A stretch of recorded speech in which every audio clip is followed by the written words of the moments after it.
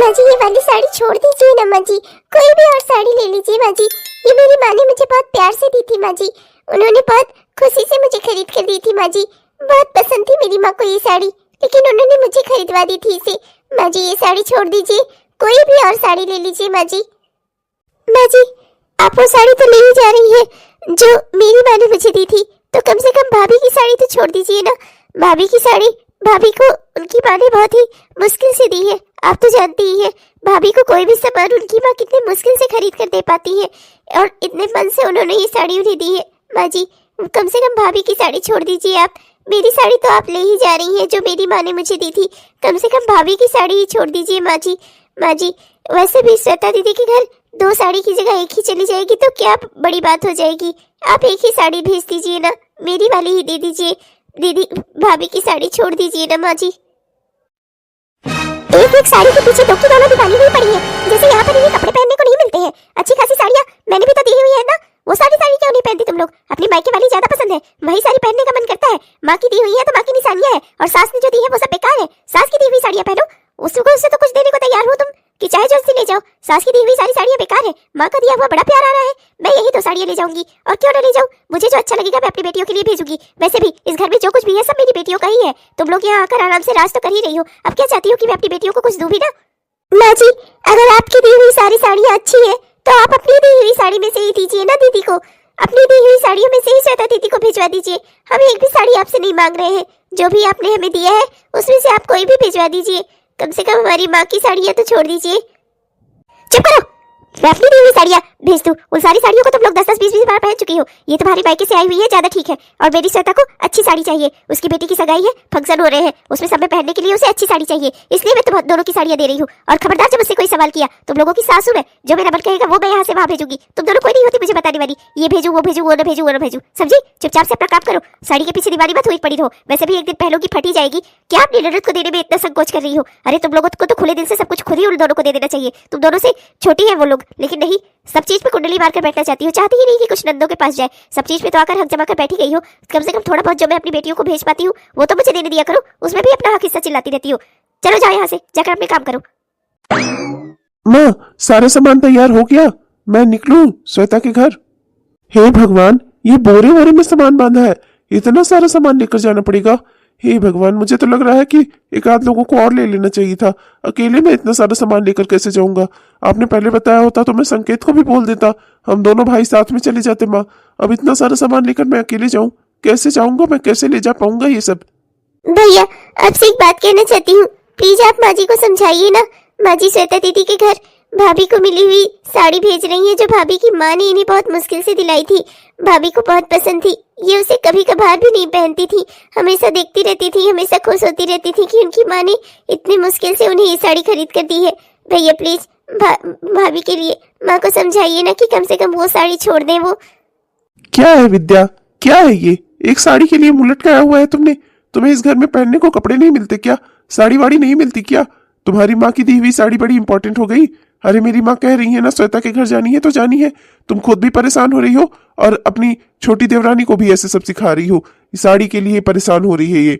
चलो हटो दोनों, जाओ अपना अपना काम करो। माँ आप बैग में डालो सारा सामान, मैं लेकर निकलूं, देर हो रही है वरना। हाँ बेटा वही तो, करमजलिया साड़ी के लिए मरी जा रही है। अरे मेरी श्वेता के घर में फंक्शन है, उसकी बेटी की सगाई हो रही है, शादी हो रही है, जरा सा पहनकर घूम लेगी, मोहल्ले वालों को दिखा देगी कि उसके पास भी अच्छी साड़ियां हैं, क्या चला जाएगा? लेकिन नहीं, दोनों अपनी अपनी साड़ियों के लिए अटकी हुई है। मेरी माँ ने दी है, माँ की निशानियां है, माँ जी आपने जो दी है उसमें से कोई ले लीजिए। अरे जो मुझे अच्छी लगेगी वो मैं भेजूंगी ना अपनी बेटी के लिए, बड़ी आई है बताने। हाँ माँ आप जल्दी जल्दी करो सारी पैकिंग, वैसे भी बहुत सारा सामान हो गया है, सोच नहीं पा रहा हूँ कि कैसे लेकर जाऊंगा सारा इकट्ठा। भाभी यहाँ तो कोई हमारी बात ही नहीं सुन रहा, भैया भी नहीं। मुझे तो लगा था कम से कम भैया तो आपके लिए कुछ बोलेंगे, पर नहीं, उन्हें भी कुछ नहीं कहना हम सबके लिए। श्रुति तुझे अभी आए हुए कितना समय ही हुआ है इस घर में, मैं तो यहाँ के हालात वर्षों से जानती हूँ, सब कुछ झेल रही हूँ, तू अभी नई नहीं है ना, इसलिए तुझे समझने में थोड़ा समय लगेगा। यहाँ सब एक है सिवाय हम दोनों के, हमारी कोई कभी नहीं सुनता, ना ही कोई हमें कुछ सपोर्ट करता है। बस जानती है एक एक करके माँ जी ने मेरे मायके से मिली हुई सारी साड़ियाँ श्वेता दीदी रितु दीदी को दिला दी, धीरे धीरे करके यही एक आखिरी बची थी मेरे पास। मैंने सोचा था ये मेरी शादी की साड़ी है, इसे हमेशा बचा कर रखूंगी, हमेशा अपने पास रखूंगी। मेरी माँ ने बहुत ही मुश्किल से ये सबसे महंगी साड़ी खरीद कर दी थी मुझे। वो हमेशा कहती थी, बेटी जब इसे पहनेगी ना तो बहुत सुंदर लगेगी, एक बार मुझे पहन के दिखाना जरूर। बस इसीलिए चाहती थी कि ये साड़ी मेरे पास रहे। बाकी चाहे माँ जी सारी साड़ियाँ ले ले मुझसे, पर मेरा नसीब देखो, मैं उसे भी अपने पास नहीं रख पाई। क्या ही कर सकती हूँ मैं। बहुत सामान है भैया, बहुत सामान है। एक बाइक पर तो जाना मुश्किल है, इसके लिए तो मुझे कार वार बुक करानी चाहिए थी। बहुत ढेर सारा सामान दे दिया है माँ ने। अब तू भी अपनी बीवियों की तरह मत चिल्ला। तू क्या चाहता है, अपनी बेटी को कुछ ना भेजूं? तुम सबकी छाती पर सांप लौटता है जब मैं अपनी बेटियों को कुछ देती हूँ तो। तुम लोगों से देखा नहीं जाता, पहले तो सिर्फ बहुएं ऐसी थी, अब तुम लोग भी ऐसे होते जा रहे हो। अगर तुम लोग भी ऐसा ही बर्ताव करोगे तो फिर मेरी बेटियों का होगा क्या? मुझे तो लगता था कि ये बहुएं पराई है, पर तुम लोग तो अपने हो। अरे अपने बेटे होकर अपनी बहनों के लिए ऐसा सोचते हो तुम लोग? चुपचाप से जितना सामान दिया है चुपचाप से लेकर जा। बड़ा आया है पता नहीं, ज्यादा है कम है मुझे पता है कितना है। मेरे लिए जितना ठीक लगा मैंने उतना भेजा है श्वेता के लिए। लेकर जा उसके घर। अरे हाँ हाँ, मैं ले जा रहा हूँ, मैं कौन सा इनकार कर रहा हूँ। समझता हूँ मैं, श्वेता के घर में शादी पड़ी है तो ढेर सारा सामान तो जाएगा ही इधर से। अच्छा मैं चलता हूँ। अब तुम दोनों किस बात का शौक बना रही हो? गई साड़ियाँ, अब मत परेशान हो, अब लौट कर नहीं आने वाली है। मैंने भेज दी जहाँ भेजनी थी। बड़ी आई हो बनसवर की, पता नहीं किसको दिखाना है, इतना परेशान हुई जा रही है। मायके से मिली हुई साड़ियाँ, मायके से मिली हुई निशानियाँ। अरे क्या करोगी निशानियाँ रखकर? अब जब कुछ भी है ना सब तुम्हारे ससुराल में है, यही का सब अपना समझो, समझी? चले जाओ यहाँ से और जाकर चाय नाश्ता बनाओ, शाम का समय हो रहा है, अभी मुझे अब टाइम से चाय नाश्ता भी चाहिए होगा। साड़ियों का शौक बाद में बना लेना दोनों। चलो निकलो यहाँ से। माँ जी मुझे बोलना तो नहीं चाहिए, पर फिर भी बोल रही हूँ। आपको चाहे बुरा ही लगे, पर एक दिन आप बहुत पछताएंगी माँ जी। एक दिन आप बहुत रोएंगी, फूट फूट कर रोएंगी। आप देख लीजिएगा, आप जिन पर बहुत भरोसा कर रही है ना आपकी बेटियां, बुढ़ापे में वो आपके काम नहीं आएंगी। जब आपको एक गिलास पानी की जरूरत होगी ना तो हम ही दोनों से आपको मिलेगा। और भले ही आप हमारी चाहे कितनी भी बेकदरी कर लो, चाहे हमारे साथ जितना भी गलत व्यवहार करो। हाँ हाँ बस कर, रहने दे बताने को। मुझे डरा मत, मुझे धमका मत कि मुझे एक गिलास पानी तुम दोनों से ही मिल रहा है। तुम दोनों दोगी मुझे पानी? हमेशा तो अपनी सास से चलती रहती हो, तुम दोनों क्या दोगी पानी? मुझे पानी देने के लिए मेरी बेटियां हैं, तुम दोनों की जरूरत नहीं है मुझे। बड़ी आई हो, मुझे ये सब धमकी मत दो कि तुम लोग मुझे पानी दोगी तभी मैं स्वर्ग सिधार पाऊंगी। नहीं नहीं, मेरी सेवा करने के लिए मैंने 2 बेटियों को पैदा किया है। तुम लोगों से मुझे कोई आस नहीं है। इस घर में रहो, खाओ, जियो, ऐश करो, बस तुम दोनों इसीलिए आई हो यहाँ पर। चलो श्रुति यहाँ से, हम शाम के खाने की तैयारी करते हैं। माँ जी जाने दीजिए। पर दीदी मेरी बात तो सुनो। चुप हो जा श्रुति, जिन बातों का कोई फायदा नहीं है उन्हें करने से भी कोई फायदा नहीं है। देख श्रुति, हम जितना बोलेंगे ना हम ही उतना परेशान होंगे। मैंने तुझे पहले ही कहा है ना, इस घर में सभी एक है सिवाय हम दोनों के। जो मिलता है जैसे मिलता है उसी में खा जी कर संतोष करना सीख ले, मेरी तरह बन जा। किसी बात का कोई फर्क ही मत पड़ने दे खुद पे। मुझे बहुत दुख होता है बहुत सारी चीजों का, पर मैं कभी खुद पर कोई फर्क नहीं पड़ने देती। हाँ थोड़ी देर दुख होता है, आंसू आते हैं आंखों में, पर मैं धीरे धीरे सब एडजस्ट कर लेती हूँ। तू भी सीख जाएगी धीरे धीरे। चल यहाँ से। मेरी बड़ी वाली तो जैसी तैसी ठीक भी है, ये छोटकनी जो आई है ना ये ज्यादा तेज है, बहुत ज्यादा बन संवर रही है अपने आप को, बहुत ज्यादा घर की मालकिन बनने के सपने देख रही है। अरे सुधार दूंगी मैं तुमको भी। ऐसे ही बड़ी बहू आई थी ना तो ये भी ऐसे थी, ये नहीं दे देंगी, वो नहीं करने देंगी। धीरे धीरे ना अब इसकी आदत पड़ गई है। रुकी माँ जी ऐसा मत करिए, के अलावा और कुछ कर नहीं पाती है। ऐसे ही मैं तुझे भी बना दूंगी एक दिन, समझा क्या है तूने मुझे? चलिए मुझे डरा नहीं, मैं आपको 1 गिलास पानी दूंगी। अरे तुम दोनों से कोई आस नहीं है मुझे, मैं मर भी जाऊंगी ना तब भी 1 गिलास पानी नहीं दूंगी तुम दोनों से। मिल देंगी पानी तो मुझे मेरी बेटियां ही देंगी। भगवान की कृपा से 2 बेटियों को जन्म दिया है मैंने, तुम लोगों के भरोसे नहीं हूँ। 2 महीने बाद। आजकल तो आदमी पता नहीं क्या देखे क्या सुने। एक जमाना मेरा था, कितने बढ़िया बढ़िया गाने बनते थे, पूरी हिंदी में रहते थे। आजकल के गाने सुन लो, आधे से ज्यादा तो सुनाई नहीं देते, उसमें म्यूजिक भरी रहती है, डिचिक डिचिक डिचिक डिचिक पता नहीं क्या क्या। और उसके बाद आधा पंजाबी में आधा इंग्लिश में, समझ ही नहीं आता कि गायक कौन है, हिंदी का गायक है या अंग्रेजी का या पंजाबी का। बस कुल मिलाकर खिचड़ी बनाकर रख देते हैं, न गाने सुनने को मन कहे न ही पिक्चर देखने को मन कहे। पिक्चर देख लो उसमें कोई कहानी ही नहीं, गाने सुन लो तो आधा पंजाबी आधा अंग्रेजी आधा म्यूजिक, पता नहीं क्या क्या। क्या माँ, क्या देख रही हो आप? गाने सुन रही हो? अच्छा अच्छा। मैं क्या गाने सुनूंगी, 1 आध 2 गायक को छोड़ के, बाकी तो मुझे कुछ समझ में ही नहीं आता। अगर ये अरिजीत सिंह के गाने ना सुनूं ना तो मुझे तो लगता ही नहीं है कि नए जमाने में कोई गाने भी बजते हैं, कुछ गाने भी बनते हैं। 1 आध गायक को छोड़ दूं ना तो नए जमाने में कुछ रह ही नहीं गया है, ना तो कोई अच्छा गाना ही लिख पाता है ना तो कोई अच्छा गा ही पाता है। 3-4 तरह की भाषाओं का मेल जोल करके म्यूजिक डाल के एक गाना बना के खिचड़ी बनाकर रख देते हैं, उसे बिल्कुल भी अच्छा नहीं लगता मुझे। मेरे जमाने में गाने बजते थे, क्या क्या गाने होते थे, एकदम दिल को छू जाते थे, ऐसे गाने होते थे। हर जमाने का अपना अपना स्टाइल होता है माँ, ये इस जमाने का स्टाइल है। अब जो नई जनरेशन है उसे इसी तरह के गाने अच्छे लगते हैं। और माँ आप ही ऐसा कह रही हो, बाकी तो मैंने कई पुराने लोगों को भी देखा है जो इस तरह के गाने पसंद करते हैं, म्यूजिक वाले और कई भाषाओं के मेल जोल वाले। आप ही को मैं ऐसा देख रहा हूँ माँ। हाँ माँ, खैर ये बात तो है कि पुराने जमाने से आज के गानों की कंपेयर नहीं कर सकते, लेकिन माँ सब जमाने का अपना अपना उसूल है, अपनी अपनी अच्छाइयाँ हैं। हाँ हाँ, तो इसी जमाने का है ना, तो इस जमाने की बड़ाई करेगा ही। पर ये समझ ले, अपने जमाने के गाने सुना दूं ना, आज भी तेरी आंखों से आंसू ना निकल आए ना, तो कहना। अच्छा माँ, खैर छोड़िए ये सब बातें। मैं तो आपको ये बताने आया था कि मेरे बॉस कल आ रहे हैं, तो मैंने आपको वो जो 25,000 रुपए दिए थे ना रखने के लिए, वो 25,000 रुपए मुझे दे दीजिएगा। बॉस को देना है मुझे। मैं उन्होंने बहुत विश्वास पात्र समझकर अपना मुझे इतने पैसे दिए थे, वरना तो फिर वो किसी और को देते भी ना। माँ आप वो पैसे मुझे दे दीजिएगा, जिससे कल ले जाकर मैं उन्हें दे दूँ। हाँ, तो कल चाहिए ना, तो कल दे दूंगी। क्या आज मेरे सर पे खड़ा है तू? जा अपना काम कर जाकर। यहाँ खड़े होकर 1 घंटा पहले गाने के लिए मुझसे बहस किया, उसके बाद पैसे मांगने रहा है। चल ठीक है, दे दूंगी। तेरे पैसे कोई खाकर भागी नहीं जा रही हूँ मैं, कोई स्वर्ग नहीं सिधार जाऊंगी। और स्वर्ग सिधार जाऊंगी ना, तब भी अलमारी का ताला तोड़कर ले लेना सब कुछ जो रखा है उसमें। सब कुछ तुम ही लोगों का है, मैं कौन सा अपनी छाती पर लाद कर ले जा रही हूँ। 25,000 रुपए के लिए चला है अपनी माँ को बोलने। हाँ ठीक है, ले लेना। अपना विश्वास पात्र समझ के दिया था, मैं भी कोई खा नहीं गई हूँ, रखे हैं अलमारी में। जा अभी फिलहाल अपना हाथ में मुंह धो और जाकर खाना खा ले, शाम हो गई है। बड़ा आया, पैसे दे दीजिए माँ। अच्छा ठीक है माँ, ठीक है, आप गुस्सा मत करो, आप कल ही दे देना। मैं तो आपको एडवांस में बताने आया था बस, कि आप तैयारी रखो बस। अच्छा मैं चलता हूँ, मैं नाश्ता वास्ता कर लेता हूँ। आपने नाश्ता किया ना माँ? बस बस, अब बस करता है फिक्र जताने को। पता चल गया मुझे तू मेरी कितनी फिक्र करता है। जा अब अपना हाथ मुंह धोकर अपना खाना पानी खा। तू तो चाहे जैसा हो, क्योंकि कहा गया है ना कि माता कभी कुमाता नहीं होती। पुत्र तो कुपुत्र निकल ही सकता है। तू कुपुत्र निकल जा, पर मैं तो तेरी केयर करूंगी ही ना, इसीलिए तुझे खाने के लिए पूछा। और तू बदले में मुझे दिखावा कर रहा है। मुझे तेरा दिखावा नहीं चाहिए। अपना खा पी लेती हूँ मैं अपने समय से, किसी के भरोसे नहीं हूँ मैं। जा अपना हाथ मुंह धोकर तू अपना खा पी। इन सब बातों में मैं तो भूल ही गई। भगवान अब क्या होगा? श्वेता को पैसा देने के बाद मैं भूल ही गई। श्वेता से पैसे वापस भी लेने थे, श्वेता ने भी मुझे पैसे वापस नहीं किए। अब क्या ही होगा भगवान? मैं कल संकेत को पैसे कहाँ से दूंगी? अगर श्वेता ने मुझे पैसे नहीं दिए तो मुझे श्वेता से बात करनी होगी। उसने तो कहा था कि सगाई का काम खत्म होते ही पैसे भिजवा देगी, पर ना तो उसने भिजवाए और मांगना भी मैं भूल ही गई। अब क्या होगा, कैसे होगा भगवान सब कुछ? ला, मैं श्वेता को फोन ही कर लेती हूँ, सारी बात बता देती हूँ, जिससे वो जल्दी से जल्दी पैसे भिजवा दे। हेलो हेलो माँ। हाँ माँ बोलो ना, क्या हुआ माँ? बेटा बहुत बड़ी मुसीबत आ गई है। बेटा तेरी बेटी की सगाई में मैंने तुझे 25,000 रुपए भिजवाए थे। बहुत ही मुश्किल से इंतजाम किया था मैंने। वो पैसे संकेत के थे, संकेत के बॉस के, उन्होंने उसे रखने के लिए दिए थे। कल वो वापस आ रहे हैं, तो बेटा मुझे वो 25,000 रुपए वापस चाहिए। बेटा तू कहीं से भी इंतजाम करके मुझे वो 25,000 रुपए वापस कर दे, वरना मैं संकेत को क्या जवाब दूंगी? उसने बहुत ही भरोसे के साथ वो पैसे मेरे पास रखे थे। मैं उसे क्या मुंह दिखाऊंगी, कैसे कहूंगी कि मेरे पास से खो गए? वाह माँ वाह, क्या बात है। आप भी ना क्या बात करती हो? अभी मेरी बेटी की सगाई को 2 ही महीने हुए हैं और आप उससे पैसे मांगने लगी। आपको क्या लगता है माँ, वो पैसे अभी वैसे के वैसे रखे हैं? अरे सगाई में इतना बड़ा फंक्शन किया था मैंने, सब खर्च हो गए। मैं तो सोच रही थी कि शादी के लिए भी आपसे ही पैसे मांग लूं, और आप मुझे जो सगाई में आपने पैसे दिए थे वही मुझसे वापस मांग रही हो। माँ आपको क्या लगता है मेरी स्थिति बहुत अच्छी है जो आप मुझसे इस तरह से कह रही हो? मैं अभी पैसे नहीं लौटा पाऊंगी, मेरे पास अभी देने के लिए आपके पास कुछ नहीं है। अरे बेटा, पर तूने तो कहा था ना कि जैसे ही सगाई का काम खत्म होगा धीरे धीरे करके मैं भिजवा दूंगी, और फिर तो अभी कुछ देने को तैयार नहीं हो रही है। बेटा 25 ना सही 20,000 भिजवा दे। बेटा समझ रही है ना मैं संकेत को क्या जवाब दूंगी? माँ आप भी ना मुझे बेकार में परेशान कर रही हो। मेरे पास इतना सारा काम है, शादी का घर है, इतना सारा काम पड़ा हुआ है। एक तो मेरी कोई मदद कराने वाला भी नहीं है, ऊपर से आप मुझसे फोन करके पैसे मांग रही हो।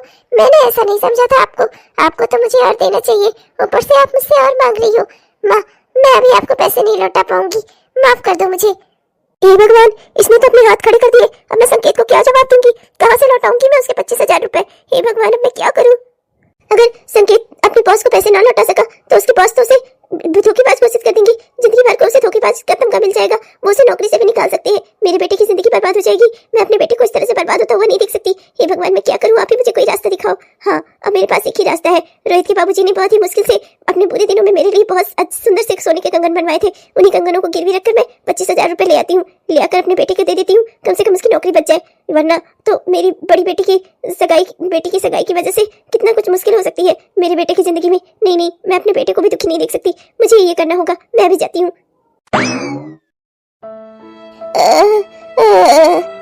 हे भगवान, सर एकदम लग रहा है फटा जा रहा है। बहुत तेज उल्टी आ रही है, दिमाग फटा जा रहा है। हे भगवान, बहुत जी घबरा रहा है। हे भगवान, लगता है मेरा आखिरी समय नजदीक आ गया है अब। माँ जी लीजिए, दलिया खा लीजिए। हमने आपके लिए नमकीन दलिया बनाया है। आपको मीठा दलिया खा खा कर आपको ऊब हो गई थी ना माँ जी। लीजिए नमकीन दलिया खा लीजिए माँ जी, आपको बहुत अच्छा लगेगा। खाकर देखिए ना माँ जी। रहने तो मुझे कुछ भी खिलाने को, तुम दोनों ये बीमार हूं मैं ना, इसीलिए तुम दोनों सोच रही हो इसी समय बुढ़िया निपट ही जाए, इसीलिए इतना बेकार बेकार खाना बना कर लाती हो जिससे मैं खा ना पाऊं। ये सब कुछ क्यों लेकर आती हो? मुझे तुम दोनों के हाथ का कुछ नहीं चाहिए, चली जाओ मेरे सामने से। माँ जी आपको डेंगू हुआ है, इसीलिए माँ जी आपको हेल्दी खाना खाना होगा जिससे आपके शरीर में ताकत बनी रहे। माँ जी हम जो खिला रहे हैं डॉक्टर के कहे अनुसार ही खिला रहे हैं, तब पर भी भाभी कितनी कोशिश करती हैं कि आपको ऊब ना हो, इसीलिए चीजों को बदल बदल कर, उनके स्वाद बदल बदल कर आपको खिलाने की कोशिश करती हैं। आपको फल का जूस और नारियल का पानी ये सब कुछ पिला रही हैं, दलिया बना कर लाई हैं आपके लिए, और आप हम पर शक कर रही हैं कि हम आपको मारना चाहते हैं। सही शक नहीं कर रही हूँ, यकीन है मुझे, तुम लोग मुझे मारना ही चाहती हो। अगर मेरी जिंदगी चाहती हो तो मेरी बेटियों को फोन कर दो, उन्हें दोनों आकर मेरी सेवा करेंगी। तुम दोनों के हाथ से मुझे कोई सेवा नहीं चाहिए। तुम दोनों चाहती हो कि मैं कुछ ऐसा कर दूं कि मैं स्वर्ग सिधार जाऊं। हाँ बस मैं जानती हूँ अच्छे से, मेरी बेटियों को फोन कर दो, इतना एहसान कर दो मेरे ऊपर। मेरी तबीयत ठीक होती तो मैं खुद उन्हें फोन करती। लगाओ फोन मेरी बेटियों को। माँ जी उन्हें पता है कि आपकी तबीयत खराब है, अगर उन्हें आना होता तो वो आ जाती ना। माँ जी आप दलिया खा लीजिए ना। माँ जी आप क्यों जिद कर रही हैं? बस बहुत हो गया, जितना हम माजी को माजी करके इनके पीछे लगे रहते हैं उतना ये हमें परेशान करती है। बहुत शौक है ना आपको अपनी बेटियों से बात करने का। आपको क्या लगता है आपकी ऐसी हालत जानकर वो लोग यहाँ आना चाहेंगी? अगर आना होता ना तो अब तक आ गई होती। उन्हें पता है कि आप बीमार हो, वो यहाँ जिस काम से आती है ना वो काम उनका पूरा नहीं होगा, क्योंकि आप तो बिस्तर पर पड़ गई हो ना। 2-3 महीने से आप अपनी पेंशन निकालने तो जा नहीं पाई हो, तो इसीलिए अब उन्हें यहाँ नहीं आना। आपकी सेवा करने का उन्हें कोई शौक नहीं लगा है, आपको बड़ा भरोसा है अपनी बेटियों पर। हाँ कर्मचारी भड़का मत मुझे अच्छे से पता है मेरी बच्चियों को कुछ नहीं पता है। मेरी बच्चियों को बता दो तुम लोग मैं बीमार हूँ, वो दोनों दौड़ती हुई आएंगी, बहुत प्यार करती है मुझसे। डैडी चलिए बताने मुझे तुम्हारी बातों पर कोई भरोसा नहीं, तुम मुझे भड़काने की कोशिश मत करो, समझी? छोटी बहू श्रुति तुम बहुत तेज हो, मैं जानती हूँ। मैं बिस्तर क्या पकड़ ली तो मेरे साथ ऐसा व्यवहार कर रही हो। श्रुति शांत हो जा, क्यों परेशान कर रही है माँ जी को? उनकी हालत नहीं देख रही है, उनसे झगड़ा करने से कोई फायदा है क्या? शांत हो जा। माँ जी आप ये दलिया खा लो, आप ठीक हो जाओ, एक बार आपकी तबीयत अच्छी हो जाए फिर बुला लेना अपनी बेटियों को। हाँ हम नहीं रोक रहे हैं, आपका घर है, आपका परिवार है, आप जिसको चाहो उसको बुलाओ, हम नहीं मना कर रहे हैं आपको। पर अभी आप ये फिलहाल दलिया खा लो और दवाइयाँ ले लो, ठीक हो जाओ माँ जी आप। नहीं खाऊंगी, मैं कुछ भी नहीं खाऊंगी। मेरी बच्चियों को फोन करो, तुम दोनों बहुत तेज हो तुम लोग, मैं मर जाऊंगी ऐसे, मेरी बेटियों को खबर भी नहीं होगी। फोन करो मेरी बेटी को, हाँ मेरी दोनों बेटियों को फोन करो बारी बारी से, उन्हें बताओ कि उनकी माँ की तबीयत खराब है, और मेरी बात कराओ उनसे, मैं बात करूंगी। हट जाइए आप भाभी, बहुत हो गया। माँ जी ऐसे नहीं समझेंगी, मैं परेशान हो गई हूँ रोज रोज की इस नौटंकी और ड्रामे से। आज मैं सब खत्म कर ही देती हूँ। आप हटो इधर आओ आप। सुरती नहीं, लीजिए माँ जी, फोन ही लगाना है ना, लीजिए लगा दिया फोन आपकी बड़ी बेटी श्वेता को, लीजिए बात करिए। हेलो हाँ भाभी बताइए, किसने फोन किया आपने? भाभी नहीं बेटा, मैंने फोन किया है। बेटा मुझे डेंगू हो गया है, तबीयत बहुत खराब है। ये दोनों कर्मचारियां जानबूझकर मुझे मारने पर तुली हुई हैं, एकदम अच्छा खाना नहीं बनाती, मेरी कोई सेवा नहीं करती है अच्छे से। तुम यहाँ चली आओ, तुम आओगी मेरी थोड़ी देखभाल हो जाएगी बेटा। क्या माँ आप बिना क्या बात कर रही हो? यहाँ मेरे यहाँ शादी पड़ी हुई है मेरी बेटी की, मैं ये सब कुछ छोड़कर चलूँ वहाँ आपकी सेवा करूँ? माँ दोनों भाभियाँ हैं ना, आप इनसे कराओ सेवा, मेरे पास इतना टाइम नहीं है, होता ना तो मैं जरूर आती। पर बेटा मेरी तबीयत बहुत खराब है, मैं तेरे अलावा और किस पर भरोसा करूं? बेटा चलिए तो कुछ दिनों के लिए यहाँ जा, फिर पता नहीं तो मुझे देख भी पाएगी कि नहीं। बेटा प्लीज चलिए, और बेटा हो सके तो कुछ पैसे भी लेती आना। क्या है ना कि मैं 2-3 महीने से अपनी पेंशन निकालने भी नहीं जा पाई हूँ, और तेरे भाइयों का धंधा भी कुछ अच्छा नहीं चल रहा है, घर का खर्चा भी मुश्किल से चल रहा है, तो तू कुछ काम करना, कहीं थोड़े पैसे भी लेती आना, मेरी दवाई हो जाएगी। आजकल ना नारियल पानी, फलों का जूस और ये सब जो बेकार की चीजें डॉक्टर बता रहे हैं खाने को ना, ये सब कुछ बहुत महंगा मिल रहा है, तो बेटा थोड़े पैसे भी लेती आना। क्या माँ आप भी ना, आपको क्या लगता है मेरे पास जो पैसे होते हैं वो ऐसे ही रखे होते हैं? मेरे घर में शादी पड़ी हुई है, इतने खर्चे लग रहे हैं चारों ओर, सारे पैसे खत्म हो गए। मैं तो खुद ही इधर उधर से उधार मांगकर अपना काम चला रही हूँ, और आप मुझे से पैसे मांग रही हो, बजाय मुझे देने के आप मुझे से पैसे मांग रही हो। माँ मैं नहीं दे पाऊंगी आपको पैसे, माफ कर दो मुझे, और मैं आ भी नहीं पाऊंगी, मेरे पास समय नहीं है। आप दोनों भाभियों से सेवा कराओ अपनी, और रितु को बुला लो ना, उसके पास तो एक छोटा सा बच्चा है, लेकर चली आए, और बच्चे के साथ साथ आपकी भी देखभाल कर देगी। टूट टूट टूट। ना माँ जी इन्होंने तो फोन काट दिया, अब किसे मिलाऊं? रितु दीदी को मिलाऊं? हाँ उनसे भी बात करा ही देती हूँ, लगे हाथ आपकी, रुको आप। हेलो हाँ भाभी बताइए। भाभी नहीं, मैं बोल रही हूँ रितु। बेटा मेरी तबीयत बहुत खराब है, डेंगू हो गया है मुझे, बहुत हालत खराब है बेटा, सेवा की बहुत जरूरत है, तेरे अलावा किस पर भरोसा करूं? तेरी बड़ी बहन को फोन किया था, उसने आने से मना कर दिया। अब तू ही है मेरा सहारा बचा हुआ। बेटी कुछ दिनों के लिए मेरे पास चलिया, तेरे पास तो एक छोटा सा बच्चा ही है, लेकर उसे यहाँ चलिया। बच्चे के साथ साथ मेरी भी थोड़ी देखभाल कर देना बेटा। क्या माँ, आप भी क्या बात कर रही हो? अब मैं अपने बच्चे के साथ साथ आपकी भी देखभाल करूं? कैसे कर पाऊंगी मैं इतना? मेरा छोटा सा चिंटू वैसे ही बीमार रहता है, कितनी मुश्किल से मैं उसी की देखभाल कर पाती हूँ। मैं कहाँ आपकी देखभाल कर पाऊंगी? माँ, आपका दोनों काम आपकी दोनों बहुएं करेंगी ना, वो आपकी देखभाल भी करेंगी, आपकी सेवा भी करेंगी। माँ, अपनी बहुओं से कहो ना, श्वेता दीदी ने आने से मना कर दिया तो आप हमसे क्यों कह रही हो? आप तो जानती ही हो हमें यहाँ कितना काम रहता है, मेरे ससुराल में भी मुझे कितना सारा काम रहता है, और फिर मेरा छोटा सा बच्चा है, मुझे उसकी भी देख रेख करनी है। आप मुझे कह रही हो कि मैं आके आपकी सेवा करूं? अच्छा बेटा ठीक है, कोई बात नहीं, थोड़े पैसे ही भिजवा दे, कम से कम उससे मैं कुछ फल फ्रूट मेवा ये सब कुछ खरीद कर खा लूंगी। डॉक्टर ने जो सारे सामान बताए हैं ना, नारियल पानी वगैरह सब बहुत महंगा मिलता है बेटा। अब थोड़े पैसे मिल जाएंगे तो सही रहेगा। क्या है ना कि मैं तो 3 महीने से अपनी पेंशन निकालने भी नहीं जा पाई हूँ, तबीयत खराब होने की वजह से, और तेरे भाइयों का धंधा भी कुछ बहुत अच्छा नहीं चल रहा है, बहुत मुश्किल से घर ही चल रहा है, तो कुछ पैसे। क्या बात कर रही हो आप माँ? आप तो जानती हो मेरा चिंटू कितना बीमार रहता है, उसके इलाज में मैंने कितने सारे पैसे खर्चा कर दिए, कहाँ मेरे पास 1 रुपए बच नहीं पाते हैं। जितने पैसे आते हैं सब खत्म तो हो जाते हैं, मैंने कहा अपने ऊपर लगा लिए, कहाँ कौन से पैसे रख लिए। माँ, आप अपनी बहुओं से ही अपनी सेवा करवा लो, मैं तो यही कहूंगी आपको। हाँ अच्छा माँ, मैं रखती हूँ, मेरा चिंटू रो रहा है। माँ जी आप चिंता मत करिए, माँ जी आप दलिया खाइए और सब चिंताएं छोड़ दीजिए। माँ जी आपके बेटे बहुत काबिल है, रोहित जी ने कहा है कि वो कहीं ना कहीं से कुछ ना कुछ इंतजाम कर लेंगे। आपकी दवाइयों का खर्चा रुकेगा नहीं माँ जी, आपकी दवाइयाँ अच्छे से होंगी, घर का खर्चा भी जैसे तैसे चलता ही रहेगा। जहाँ तक सवाल है आपकी दवाइयों का, फल फ्रूट का, मेवे का, ये सब खर्चा रोहित जी कहीं ना कहीं से इंतजाम करेंगे ही, दोनों भाई मिलजुल कर इंतजाम करेंगे। और तब तक हम लोग भी थोड़ा कम में ही किसी तरह घर चला लेंगे। हम सब एक टाइम कम खाना खाएंगे, पर हम आपकी दवाई जरूर करवाएंगे माँ जी। आपको फल फ्रूट मेवा किसी चीज में कोई कमी नहीं रहेगी, बराबर फलों का जूस, नारियल का पानी सब मिलेगा आपको। आप जल्दी ही ठीक हो जाओगी, आप चिंता मत करो माँ जी। एक मेरी बहुएं हैं जिन्हें मैंने जिंदगी भर सिर्फ दुख दिया है, तब पर भी जब मैं बिस्तर पर गिरी ये मेरी सेवा करने को तैयार है। एक टाइम कम खाना खाएंगी, पर माँ जी की दवाई होनी चाहिए। इस बुढ़ापे में भी मुझे बचाने के लिए ये लोग इतनी जुगत लगा रही हैं, मेरी इतनी सेवा कर रही हैं, मेरे पीछे इतना परेशान है। मेरे लिए एक टाइम कम खाना खाएंगी ये लोग, जबकि जिंदगी भर इन्हें मैंने कोई सुख नहीं दिया, सब कुछ इनसे छीन कर हमेशा अपनी बेटियों को ही दिया है। और वो बेटियां जिन्हें मैंने अपना सब कुछ दिया, अपने बुढ़ापे का सहारा, अपनी पेंशन तक दिया, वो मेरे दुख में मेरे साथ नहीं खड़ी हुई, मेरे काम तक नहीं आई। सत्य ही कहा है भगवान आपने, विपत्ति इंसान के ऊपर तभी आती है जब उसे अपने और पराई का ज्ञान करवाना होता है। मुझे भी अब अपने और पराई का ज्ञान हो गया है, मुझे भी पता चल गया है कौन मेरा अपना है कौन मेरा पराया है। 1 महीने बाद माँ जी आप बिल्कुल ठीक हो गई हैं, लेकिन अभी भी जो मैं खाना बना कर दूंगी ना आपको वही खाना होगा। हाँ आपको अभी ताकत की बहुत जरूरत है, और मैं ऐसा ही खाना बना कर दूंगी आपको। पालक का जूस और चुकंदर का जूस ये सब कुछ मैं दूंगी आपको, आपको ये सब कुछ खाना पड़ेगा। हाँ आप इसमें स्वाद मत देखना। हाँ मैं जानती हूँ मैं बहुत अच्छा खाना नहीं बना पाती, पर मैं जैसा भी दूंगी ना आपको वही खाना होगा। हाँ और मैं भी जानती हूँ कि मैं आपकी अच्छे से मालिश नहीं कर पाती, पर मैं जितना भी कर पाती हूँ ना उसी हिसाब से करूंगी माँ जी। भले ही मेरे हाथों से जोर कम लगे, पर मैं आपकी मसाज तो करूंगी, आपको मुझसे वैसे ही मसाज करवानी होगी माँ जी। हाँ हाँ समझ गई मेरी नानियों, तुम लोग जैसा भी मेरे साथ करोगी ना मैं सब करवाने के लिए तैयार हूँ। मेरी प्यारी बेटियां हो तुम लोग, बहुएं नहीं हो मेरी। माँ, आज आपको इस तरह से ठीक देखकर हमें बहुत खुशी हो रही है, हम बहुत खुश हैं माँ। अरे माँ, मेरी प्यारी माँ, आप ठीक हो गई, बहुत अच्छी बात है। भगवान का बहुत बहुत शुक्रिया। मैंने तो मंदिरों में मन्नत तक मांगी थी, भगवान मेरी माँ को ठीक कर दो, मैं आकर आपको 1001 रुपए का प्रसाद चढ़ाऊंगी। हाँ और माँ मैंने तो 2-3 व्रत भी रख डाले कि मेरी माँ ठीक हो जाए। बस करो, चुप हो जाओ, कोई बात नहीं सुनी मुझे तुम दोनों की। मर गई तुम्हारी माँ, जिसकी सेवा करने जिसकी देखभाल करने तुम लोग आ नहीं सकी, तुम लोगों के पास समय नहीं था ना। अब कैसे समय मिल गया तुम दोनों को? तुम दोनों मेरी कोई नहीं लगती। अब यहाँ जब भी आना ना तो अपनी भाभीयों से मिलने आना, तुम्हारी माँ नहीं रहती यहाँ पर। अब मैं तुम दोनों की कोई नहीं हूँ, मैं तुम दोनों को नहीं जानती।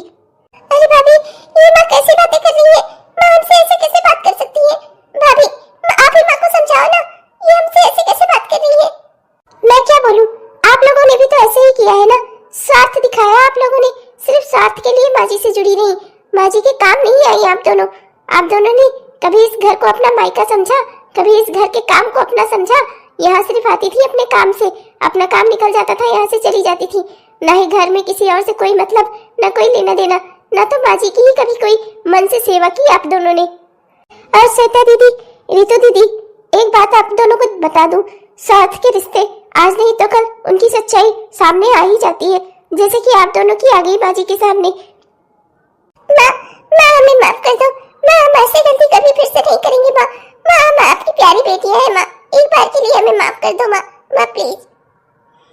मैं तुम दोनों को कोई माफी नहीं देने वाली। तुम दोनों हमेशा मुझे भड़काती रहती थी अपनी भाभियों के खिलाफ। हमेशा हमेशा तुम दोनों की वजह से मैंने अपनी बहुओं पर गुस्सा किया, कभी इन्हें अपना नहीं समझ पाई। तुम दोनों की वजह से। तुम दोनों को माफी मांगनी है ना तो इन दोनों से मांगो, जिनका हक तुमने हमेशा मारा है, जिन्हें हमेशा तुमने परेशान किया है, हमेशा जिनके लिए तुमने खाई खो दी है। माफी मांगनी है तो अपनी भाभियों से मांगो, और इन्हीं की वजह से हो सकता है कि तुम इस घर में आ जा सको, वरना मैं तो तुम्हें यहाँ कभी नहीं आने दूंगी तुम दोनों को। भाभी प्लीज भाभी, आप दोनों हमें माफ कर दीजिए। भाभी आप दोनों हमें माफ कर देंगी तो हमारा मायका बना रहेगा, वरना तो मायके में हमारा आना जाना भी बंद हो जाएगा। भाभी प्लीज प्लीज आप दोनों हमें माफ कर दीजिए। हम जानते हैं हमने आपके साथ हमेशा गलत बर्ताव किया है, आपके सामान आपके हर चीजों को छीना हमें अपना पहला हक समझा है, हमेशा हर चीज आपसे छीननी ही चाहिए। भाभी हमें माफ कर दीजिए हमारे गलत व्यवहार के लिए। भाभी हम जानते हैं हमने बहुत बड़ी बड़ी गलतियां की हैं। हमने हमेशा आपको माँ की नजरों में गलत दिखाने की कोशिश की है, हमेशा आपको माँ की नजरों में गिराने की कोशिश की है। भाभी प्लीज तब भी हमें माफ कर दीजिए, हमारी गलती हमारी नादानी समझकर माफ कर दीजिए। हम ऐसा कभी दोबारा नहीं करेंगी, हमेशा आपके साथ मिलजुल कर रहेंगी। प्लीज भाभी माफ कर दीजिए, आपकी वजह से हमारा मायका बना रहेगा, वरना आप जानती है ना जिन लड़कियों का मायका नहीं होता उनके ससुराल में भी उनका कोई सम्मान नहीं होता। प्लीज भाभी माफ कर दीजिए हमें, हमारा मायका हमसे मत छुड़वाइए भाभी प्लीज। ठीक है फिर, अगर आप लोग खुले दिल से माफी मांग रही हो तो हम दोनों भी आपको माफ करने के लिए तैयार हैं। हाँ, पर आपको इस परिवार को भी अपना परिवार समझना होगा। परिवार में निस्वार्थ प्रेम होता है, स्वार्थ से नहीं होता। बिना स्वार्थ के आपको इस परिवार को अपना समझना होगा। हम सबके सुख दुख में आप एक दूसरे को खड़ा होना होगा। बोलिए, अगर मंजूर है तो हम आपको माफ करती हैं। जो रिश्ते निस्वार्थ होते हैं ना, वही रिश्ते आगे चलते हैं। जिनमें स्वार्थ होता है ना, वो जल्दी ही खत्म हो जाते हैं। अब आप लोग सोच लो, स्वार्थ से रिश्ता रखना है या निस्वार्थ भाव से प्रेम से एक दूसरे के साथ सहयोग करके रहना है, तो आपका मायका हमेशा बना रहेगा और हम सब भी आपको हमेशा अपना मान जान करेंगे। जितना नंदों को दिया जाता है उतना लिया दिया जाएगा आप दोनों को। हमेशा आप लोगों का सम्मान होगा इस घर में, लेकिन उसके लिए आप लोगों को भी निस्वार्थ भाव से इस मायके को अपना मायका समझना होगा।